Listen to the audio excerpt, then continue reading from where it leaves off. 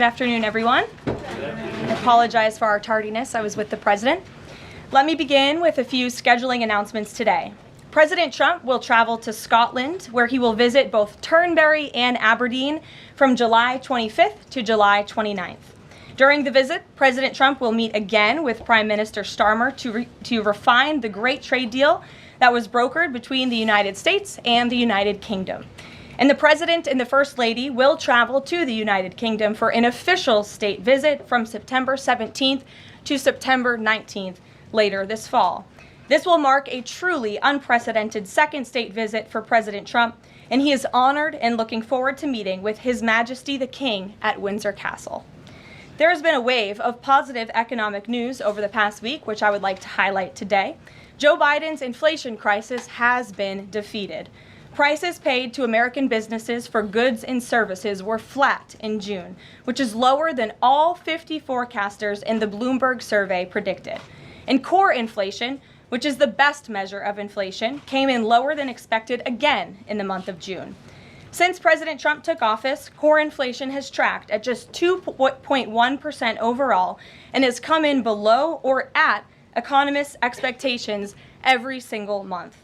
Wages are growing at a strong pace and prices are falling for everyday Americans. We also saw prices for new and used vehicles and airfares drop last month.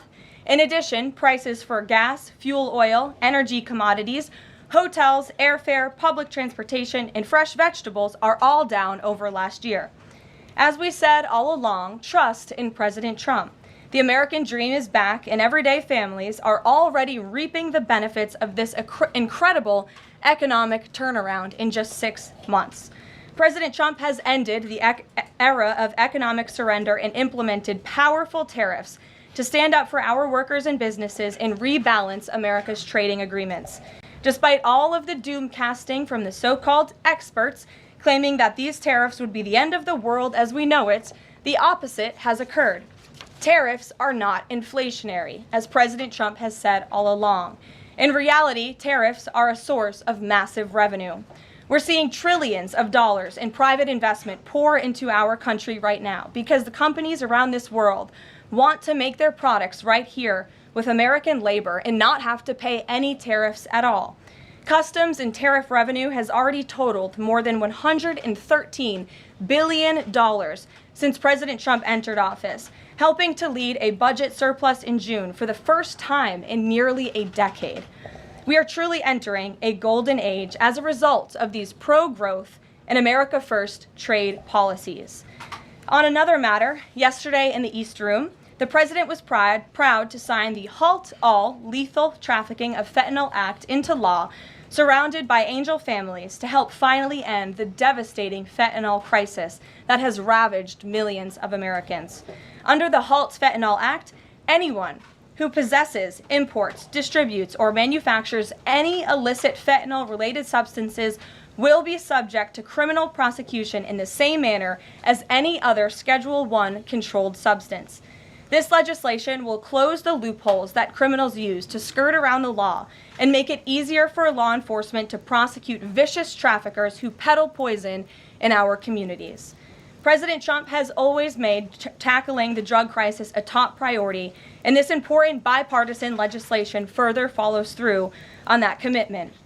The complete and total success at our southern border that many in the media in this room continue to ignore is another example of the president keeping his word to families who have lost loved ones due to fentanyl, and it's another win for the American people.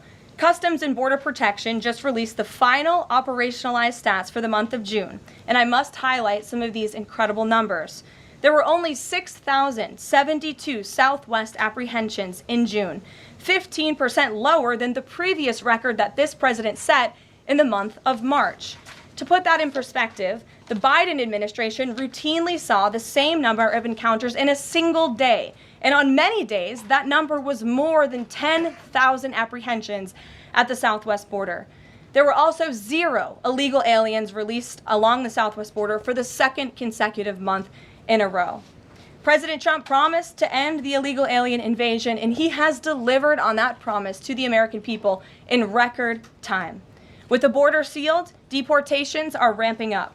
This past weekend, our brave ICE agents were arresting violent criminal illegal aliens all across the country. ICE Atlanta arrested an illegal alien from Mexico, convicted of attempted rape of a child in North Carolina. ICE Baltimore arrested an illegal alien from Guatemala who was previously convicted for sexual abuse of a minor in Maryland. ICE Houston arrested a criminal illegal alien from Mexico whose previous conviction includes aggravated sexual assault of a child in Texas. ICE Salt Lake City arrested a 32-year-old illegal criminal alien from Mexico who was previously convicted for child abuse and injury. ICE Baltimore arrested a criminal illegal alien from El Salvador convicted in Maryland for possession of child pornography. And ICE San Antonio arrested a criminal illegal alien from Mexico convicted of aggravated sexual assault in Texas. The men and women of ICE are heroes. They are putting their lives on the line every day to get the worst of the worst, these types of criminals, out of our communities and out of our country. And the president continues to strongly have the backs of all ICE agents who are doing their jobs to keep all of us, including everyone in this room, safe. The facility, In other news, following President Trump's bold executive actions protecting American children from irreversible chemical and surgical mutilation, the largest provider of these barbaric practices will now be closing its doors. The facility in Los Angeles, California, is just the latest facility downsizing or eliminating their irreversible and harmful services that feed into the lie that you can somehow change a child's sex. The Biden administration peddled dangerous policies that defied medical science in favor of radical transgender ideology. But President Trump has put an end to that to ensure America's children's innocence is protected and our children can lead healthy and productive lives. Finally, last night, Senate Republicans passed President Trump's $9 billion rescissions package. This will help restore fiscal sanity in our country by rescinding billions in wasteful foreign aid and finally ending taxpayer funding for PBS and NPR, two media organizations that have ridiculously used federal dollars to push a partisan left-wing agenda for many years. The House should pass this rescissions package immediately and send it to the president's desk for signature. On another note, I know that many in the media have been speculating about bruising on the president's hand and also swelling in the president's legs. So in the effort of transparency, the president wanted me to share a note from his physician with all of you today. In recent weeks, President Trump noted mild swelling in his lower legs. In keeping with routine medical care and out of an abundance of caution, this concern was thoroughly evaluated by the White House medical unit. The president underwent a comprehensive examination, including diagnostic vascular studies. Bilateral lower extremity venous Doppler ultrasounds were performed and revealed chronic venous insufficiency, a benign and common condition, particularly in individuals over the age of 70. Importantly, there was no evidence of deep vein thrombosis or arterial disease. Laboratory testing included a complete blood count, comprehensive metabolic panel, coagulation profile, D-dimer, B-type natriuretic peptide, and cardiac biomarkers. All results were within normal limits. An echocardiogram was also performed and confirmed normal cardiac structure and function. No signs of heart failure, renal impairment, or systemic illness were identified. Additionally, recent photos of the president have shown minor bruising on the back of his hand. This is consistent with minor soft tissue irritation from frequent handshaking and the use of aspirin, which is taken as part of a standard cardiovascular prevention regimen. This is a well-known and benign side effect of aspirin therapy. And the president remains in excellent health, which I think all of you witness on a daily basis here. So the president wanted me to share that note with all of you. I'm happy to take further questions on it. We will provide the memorandum from the president's physician to all of you, as we always do.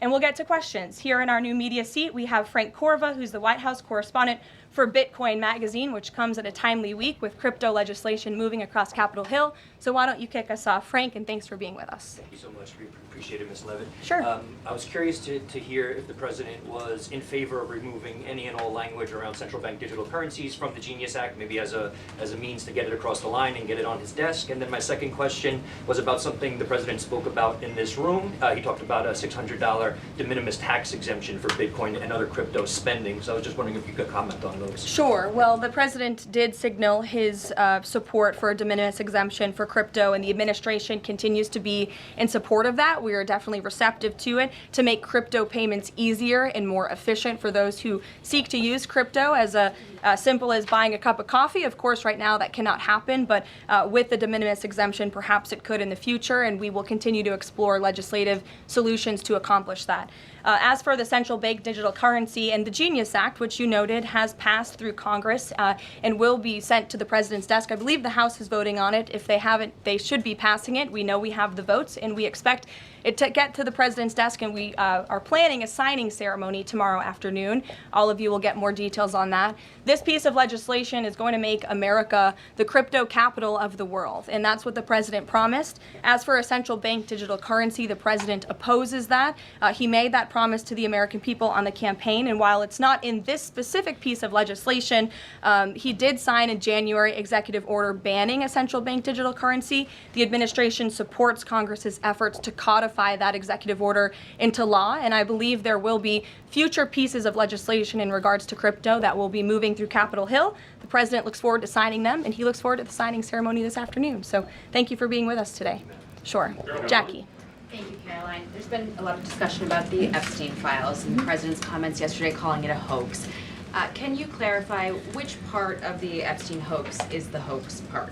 The president is referring to the fact that Democrats have now seized on this as if they ever wanted transparency when it comes to Jeffrey Epstein, which is an asinine suggestion for any Democrat to make. The Democrats had control of this building, the White House, for 4 years, and they didn't do a dang thing when it came to transparency in regards to Jeffrey Epstein and his heinous crimes. It was this president who directed the Department of Justice and the Attorney General to do an exhaustive review of all files related to Jeffrey Epstein, which they did. The Attorney General and the FBI, led by Pam Bondi, Dan Bongino, Kash Patel, these are great patriots, some of the most trusted voices in the Republican Party movement. It's part of the reason the president appointed them to these high law enforcement positions, and they spent many months going through all of the files related to Jeffrey Epstein, and they concluded what they found in that memo, which they drafted and they released. And so the president has been transparent. He has followed through on his promises to the American people, but he doesn't like to see Democrats and the mainstream media covering this like it's the biggest story that the American people care about. The president has been working so hard this week. On Tuesday, he went to Pennsylvania, where he secured $90 billion in investments for the Commonwealth, for the people of that state. After that, he came back to the Oval Office at 8 p.m.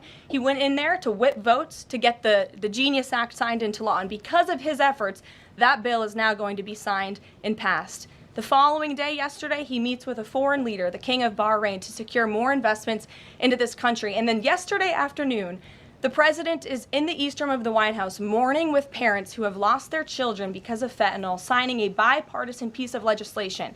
And not a single cable network in this country took that event live and covered that event like they should. Those are the issues the president cares about. What could be more important to the American people than helping families who have lost their children? Those are the issues this president is going to remain focused on. I understand he wants to move on from this story, but you do have some prominent figures, including the Senate Majority Leader, the House Speaker, voicing support for the files to come out. Representative Massey collecting signatures that would force a discharge petition for a vote on the floor for this. It doesn't seem to be going away. What is stopping the administration from just redacting any sensitive information, grand jury information, and putting out what is appropriate so that the American people can decide and then let this story die? Well, in terms of redactions or grand jury seals, those are questions for the Department of Justice. Those are also questions for the judges who have that information under a seal. And that would have to be requested, and a judge would have to approve it. That's out of the president's control. He has said, in agreement with some of the leaders on Capitol Hill, that if the Attorney General and the Department of Justice come across any other credible evidence, they should provide that to the American people. The president has said that, and he agrees with them on Why that. did you fire Maureen Comey? The Department of Justice did, and I would defer you to them. Dasha. Has the White House been directly in touch with some of the MAGA influencers that are still not satisfied with the administration's handling? And has the message to them been similar to what the president has said, which is sort of either let this go or we don't need your support? Well, look, the president and this team are always in contact with the president's supporters, with voices of many kinds on both sides of the aisle. I think that's part of the reason this president is a great president, because he's willing to listen and hear other people's perspectives. But ultimately, he has led this country, not just over the past 6 months to historic success, but also through his first 4 years as president. And as the leader and the creator of the MAGA movement, he has led through these perilous times for our country based on instinct and in the best interest of the country. And as I always say, the American people should trust in President Trump. And what on John, the Fed share? go ahead, John. Thanks a lot, Caroline. The president on Monday announced that if there's not compliance with Russia within 50 days, there would be increased tariffs. Can you explain how that works, first of all? What happens if Russia doesn't end its war with Ukraine in 50 days? Well, in 50 days, as the president clearly laid out, if there is not a ceasefire agreement or a peace deal within that time frame, if Russia refuses to legitimately agree to a ceasefire, then they will face very steep tariffs, and they will also face secondary sanctions. So countries that are purchasing oil from Russia will be sanctioned as well, and of course that will do deep damage to Russia's economy. And I would just add that the president wants this war to end with a diplomatic solution. He's been pushing for it.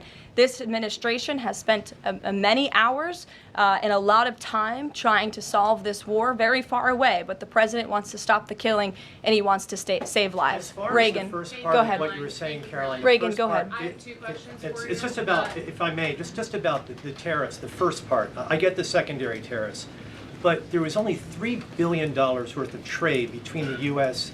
and Russia in 2024. It's expected to be far less this particular year. On April the 2nd, both you and the Treasury Secretary said it's not necessary to apply any tariffs on Russia. You said that because of the lack of trade, it precludes, that was the word you used, any need for tariffs. Why now, and why do you think that that would make them cave and come to some sort of peace agreement as it relates to Ukraine? $3 billion is still a lot of money, John, and it's not just tariffs, it's the secondary sanctions as well that will be implemented in 50 days. Reagan. Thanks, Caroline. I have two questions for Sure. you. First on Congress. Congresswoman Salazar introduced legislation that would give some illegal immigrants in the country a path to citizenship. 10 Republicans signed on to what she's calling the Dignity Act. I'm curious what the White House's position is on the legislation and if the president would veto this bill if it made it to its desk. From my understanding, the White House nor the president has actually read through this legislation. We've been focused on, of course, the One Big Beautiful Bill, which passed, which is another historic accomplishment of this president in record time. The Genius Act this week, the rescissions package, that's been the focus of the White House. But the president has made it very clear he will not support amnesty for illegal aliens in any way. I want to give you a chance to respond to the CEO of NPR. She's claiming that the cuts to their network will, quote, be a real risk to public safety of the country. Congressman Murkowski has argued that public broadcasting stations save lives. Could you respond to these concerns? The NPR CEO said cutting NPR will be a risk to public safety. I am not sure how NPR helps the public safety of our country, but I do know that NPR, unfortunately, has become really just a propaganda voice for the left. Just a few examples for you. In 2020, NPR refused to cover the Hunter Biden laptop scandal and the run-up to the election, they said their assertions don't amount to much, writing they did not want to waste the listeners' and readers' time on stories that are just pure distractions. That does not sound like an unbiased opinion. That sounds like a partisan opinion to me. And this is a taxpayer-funded organization. In 2018, that same CEO that you're talking about called the president in the Oval Office, who nearly 80 million Americans elected, she called him racist, shared a photo of herself wearing a Biden for President campaign hat, serves on the board of a Soros-funded activist group. In 2020, PBS's White House correspondent at the time characterized President Trump's speech then at Mount Rushmore as a love letter to white resentment, promoting the myth of America. In 2017, PBS devoted an entire panel talking about what it means to be woke and white privilege. In 2023, PBS's Washington Week roundtable covered up Joe Biden's clear mental divide. That's actually quite the clip. I would encourage all of you to look at it. These are not honest news organizations. These are partisan, left-wing outlets that are funded by the taxpayers. And this administration does not believe it's a good use of the taxpayers' time and money. Ed Lawrence. Yeah, thanks, Carolyn. I want to ask you about the Federal Reserve. So does the president believe that the slightly restrictive monetary policy stance right now, could that cause an economic slowdown? And if he does believe that, when? What pause are you referring to? No, could the stance of the monetary policy is slightly restrictive? Does the president believe that that stance, the slightly restrictive stance, could cause an economic slowdown in itself? I haven't heard the president discuss that specifically, but what I do know in regards to the Federal Reserve is the president's been very transparent about his displeasure with both the policies and the management of the Fed, and he spoke about that to all of you pretty extensively in the Oval Office yesterday. And last month, one more if I could, last month the Canadian Prime Minister said the president had agreed to a July 21st deadline to sort of work towards a trade agreement. That's 4 days from now. Could there be a trade agreement with Canada in 4 days? Well, look, we'll see. The trade team continues to be very active in our conversations and discussions with Canada. The president himself has said, unfortunately, our neighbors to the north have been pretty difficult to deal with when it comes to matters on trade. But in trade, generally speaking, as you know, 25 countries have received letters thus far from the president directly with his big, beautiful signature on them, from Japan to Korea, South Africa, Kazakhstan, Malaysia, just a few countries, and Canada also received a letter for 35%. With that said, if countries want to have legitimate further discussions, the Trump administration and the president's trade team are willing to have further talks, but these letters these countries have been receiving are the deals. And as the president has said, those deals will be made. They are tailor-made to each and every country based on the United States' concerns and what's in the best interest of the American worker and the American people. Charlie, go ahead. Thank you, Caroline. No, I called on Charlie, but Deanna, you can go ahead too. Go ahead. The president said that he floated the idea of a special prosecutor in the Epstein case.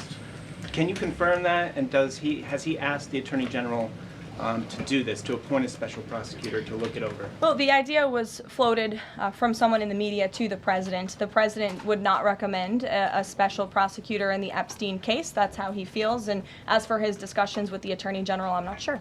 Deanna. Caroline. Thank you so much. Do you know what the president's reaction was to Mike Johnson saying that he wants additional files released, the Epstein files? Was there a conversation with Mike Johnson about that following his comments? I won't discuss the president's private conversations with the Speaker of the House, but as I answered to Jackie's question earlier, the president has said if the Attorney General and the Department of Justice and the FBI have any more credible evidence in regards to Jeffrey Epstein's crimes, they should put that forward. He has called on them to do that. Sure. Thank you, Caroline. With a few days. I'll go to all of you, starting with the lady in the blue. Go ahead. With a few days to the August 9th deadline, how are the negotiations with Europe going? There's some sticking points. What are they? Can we expect a delay, or should we expect a deal soon? Well, I believe the deadline is August 1st. As for the European Union, they continue to be very eager in negotiating with our country for obvious reasons on ways to lower their tariff and their non-tariff barriers that we have long said harm our workers and our companies. So the president's trade team continue to be in talks with the European Union. Would he accept, or would he put forth a postponement of the August 1st? He's already said he will not. Caroline, Owen, go ahead. Good afternoon, Caroline. In Gaza today, Holy Family Catholic Church was struck by an Israeli shell. Yes. 3 people were killed, 10 wounded. What is the president's reaction to that church coming under fire? It was not a positive reaction. He called Prime Minister Netanyahu this morning to address the strikes on that church in Gaza, and I understand the Prime Minister agreed to put out a statement. It was a mistake by the Israelis to hit that Catholic church. That's what the Prime Minister relayed to the President, and you should look at the Prime Minister's statement that will be coming out. Steve, go ahead. Back to your letter that you read at the beginning. Sure. The President, you said mild swelling in his legs. Yes, is sir. it causing him any discomfort? How are you treating it? Nope. No discomfort from the President at all, and you probably all see that on a day-to-day basis. He's working around the clock. As for the treatments, I can defer to the President's physician, and we'll get you this letter. I think it will answer all your questions. There are reports that a Chinese-born banker who works in Atlanta for Wells Fargo is being prevented from leaving China. Has the President, is he going to bring this up with President Xi? Are you aware of the case? I'm not aware of the case, but I'm sure our National Security Council team is. Steve will get you some answers on that. Caroline.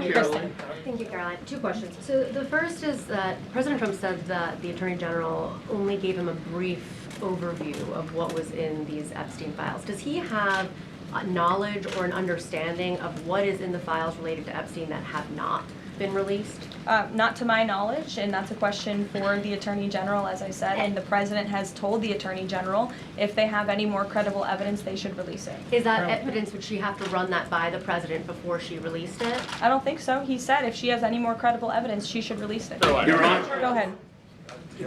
Thank you. Go ahead, yes. Great. Thank you, Caroline. 2 questions. One, today. And you can go ahead, Andrew. Don't worry. Today, tens of thousands of folks are rallying nationwide to honor the legacy of Congressman John Lewis. Meanwhile, Republicans in Texas reportedly are working to redraw congressional maps at President Trump's urging.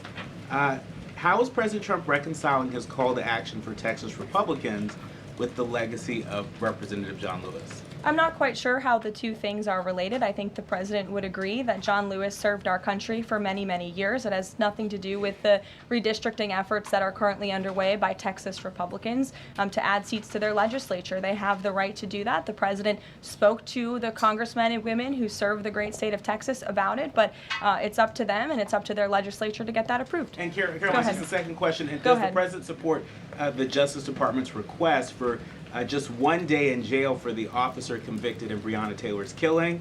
And what message does he believe that sends to her family and to other families seeking justice in cases of police violence? I haven't talked to the President about that case. Go ahead.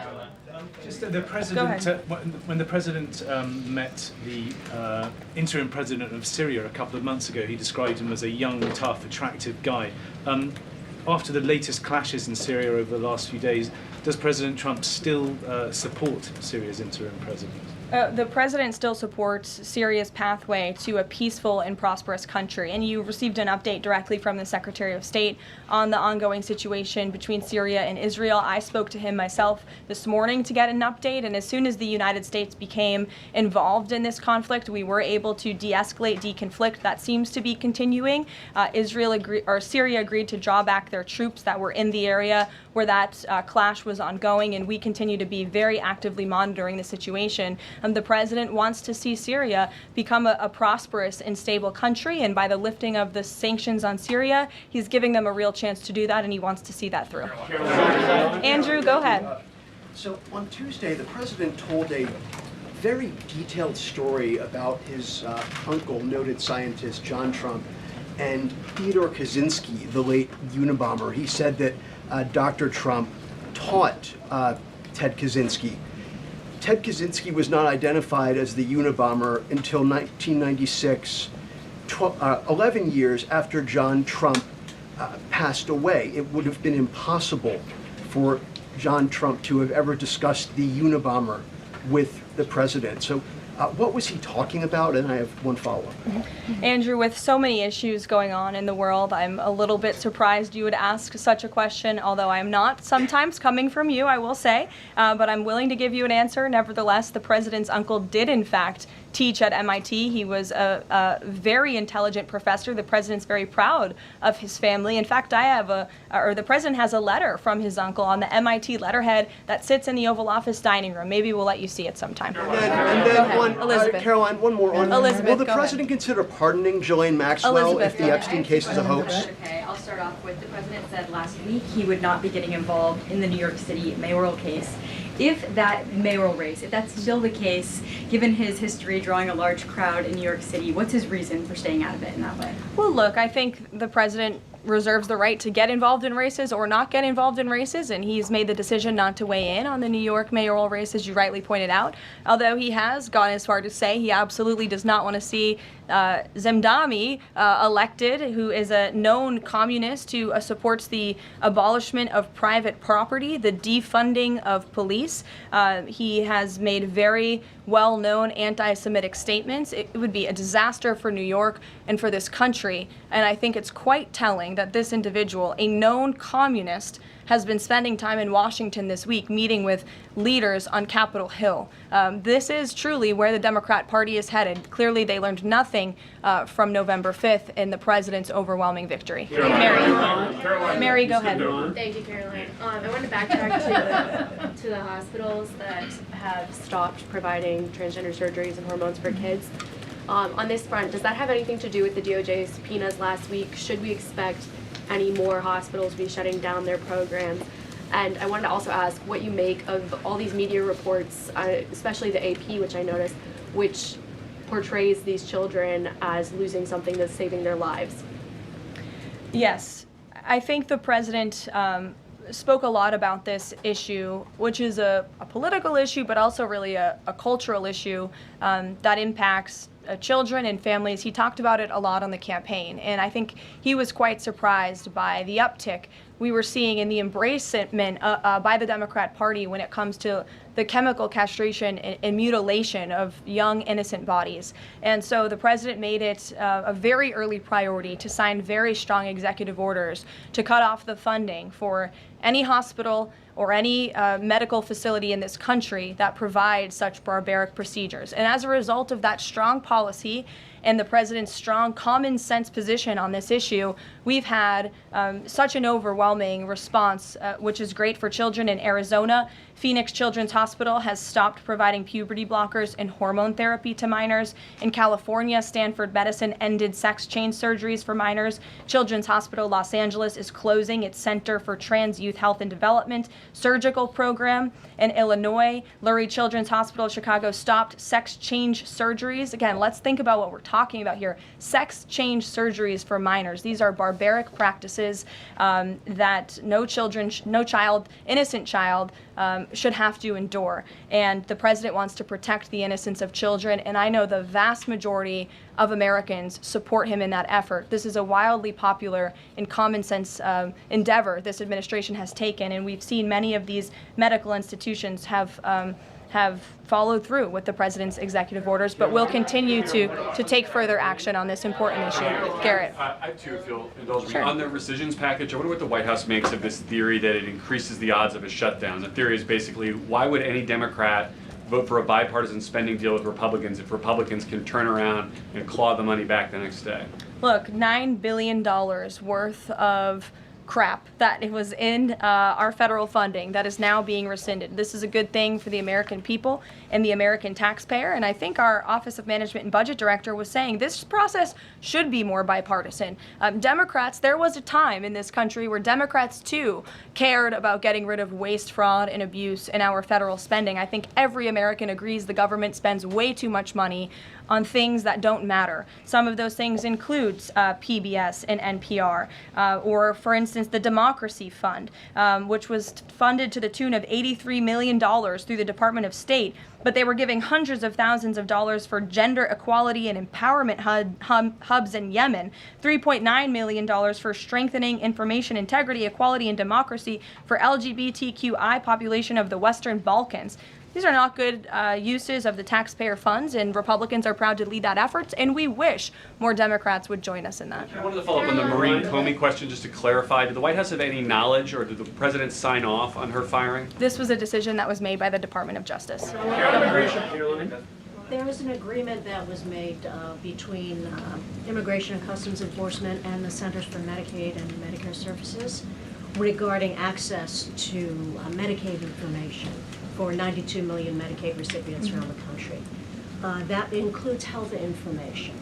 So how does that not violate HIPAA violations and privacy concerns, for example, of American citizens? I'm going to have to defer you to Immigration and Customs Enforcement on that. I'm unfamiliar with that agreement that they made. Thanks, Caroline. 2 questions. Russ Vought said today he's going to be looking into cost overruns in the Fed's renovation projects. Is there a deadline for him to come back with findings to the president? I don't believe there's a deadline the president has set for Russ Vought, but I think, again, this is a good use of taxpayers' time to look into this project that is millions and millions of dollars over budget.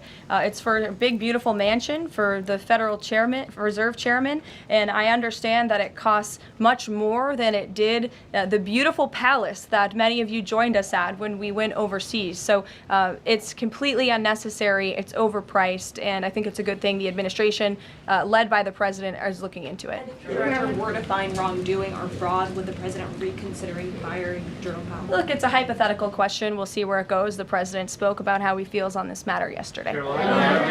Thank you so much, Caroline. So we saw Ambassador Huckabee arrive to Prime Minister Netanyahu's trial to show his support. Does the president plan to impose any kind of sanctions against the Israel judicial system? I don't have any update for you on that or any announcement on that front. I don't believe so.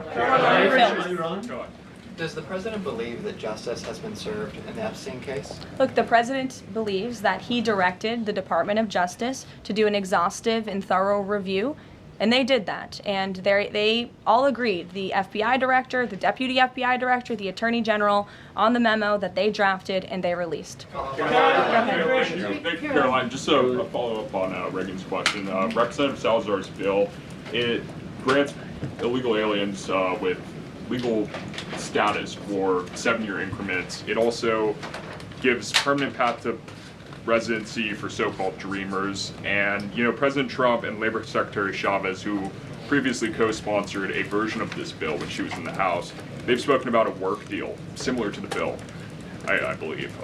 What's the difference between a work deal and amnesty? Look, as I told Reagan, the president, the White House have not reviewed this specific piece of legislation. It's just not where our focus has been. But the president, for one, has been very clear. He does not support amnesty. Caroline, we'll go to, oh, look at some friends in the back. Brian, go ahead. You didn't show up early enough to get some good real estate up here. I love it. Any update on the Autopen? I know that there was the DOJ and some others were looking into the thousands of documents that were signed off just before Joe Biden left office. Any update on the Autopen? Yes. I'm not laughing at you. I'm just laughing at how far away you are, and you're going to need to get some microphones back there. On the Autopen investigation, yes. The White House counsel's office has launched their own investigation into former President Biden's usage of the Autopen. We have requested some documents from the National Archives, and again, as I've said many times from this podium, and the president has said as well, it's incredibly important that we get to the bottom of who really was at the tip of the spear in the decision-making process here in the White House, because former President Biden himself admitted to the New York Times, I understand he never gave interviews when he was here, but now all of a sudden he wants to give one, and he said that he did not actually review every single pardon that he signed on his way out the door. That's incredibly concerning, and I can tell you it's something this president would never tolerate. This is a president who is signing things all the time. Any document that has legal implications, this president's signature is on it because he's the one making the decisions. It does not appear that was the truth in the previous White House, and I know the American people want to receive answers on who was running the show, because the decisions that were made in this place really destroyed our country, and we deserve to get to the bottom of it. Mark, in the back. Thanks. Some Christian groups are complaining that they are not able to get visas as quickly to travel to Israel, and it's been elevated to Ambassador Huckabee's station. Is the White House aware of that? Does it have any reaction to that? And is that part of the president's disappointment with Netanyahu's government? Look, I'm not aware of that, Mark, but I'm sure, again, our National Security Council is, and also the State Department. As you know, travel visas roll through Secretary Rubio's shop over there, whom we work very closely with. So we will check in on the matter. But I know overall, this president and the administration do want to streamline the visa process to make it easier for both Americans who want to travel abroad and people abroad who want to come to our country the legal way. Sure. Go ahead. I was going to the gentleman above you, but go ahead, Libby, and then you can go. Sorry. Okay, 2 questions for you. The first is, during the Hill Nation Summit, Secretary Noem suggested there could be some changes to TSA's liquid limits. Is the president aware of that? Is that an idea that he's backing? And what would that timeline and the changes look like? Sure. I would defer you to the Department of Homeland Security, but I did see Secretary Noem's comments, and I think it's great that on day 1 she asked TSA, what are we doing right? What are we doing wrong? How can we make air travel more efficient while maintaining utmost security for American passengers and travelers? And I know they announced no more shoes, or you don't need to take off your shoes anymore at the airport, which I think is welcome news to all of us who travel a lot. But further guidance or decisions, of course, that's in the Secretary of Homeland Security's overview, and I would defer to her. And the other question for you is on Bondi and Burgum's trip today to Alcatraz. I'm curious what the funding is going to look like for that, and who the president does want to see incarcerated there, if it were to become.